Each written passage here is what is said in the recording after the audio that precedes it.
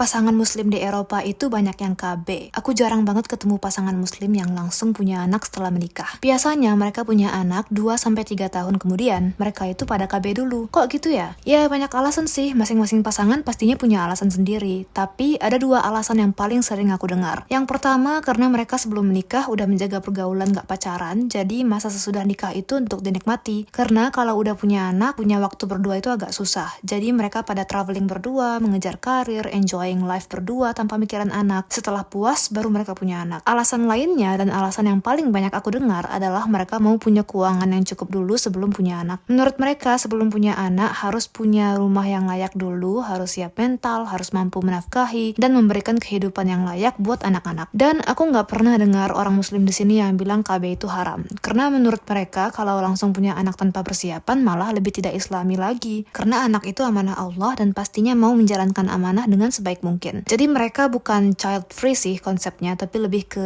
child later kali ya.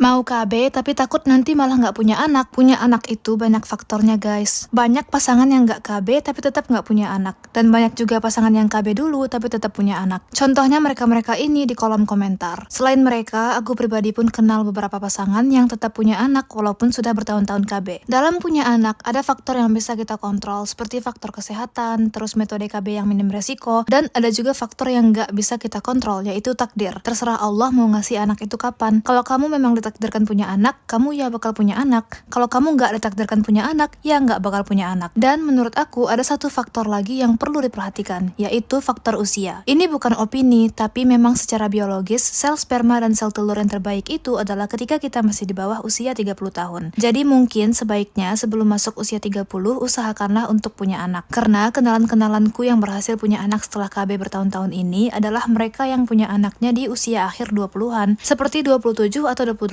Catat, ini bukan berarti setelah usia 30 nggak bisa punya anak. Pengecualian itu pasti ada. Ada juga kok kenalan aku yang punya anak di usia 30 ke atas, tapi memang jarang ada pasangan yang bisa punya anak pertama. Kata kuncinya anak pertama setelah usia 30 tahun. Jadi kalau mau KB dulu sebelum punya anak, boleh aja, tapi mungkin usahain jangan terlalu lama sampai lewat usia 30 tahun. Terus pilihlah metode KB yang minim resiko. Metode KB itu penting loh. Jaga pola hidup sehat dan pastinya minta ke Allah dan jangan lupa berdoa.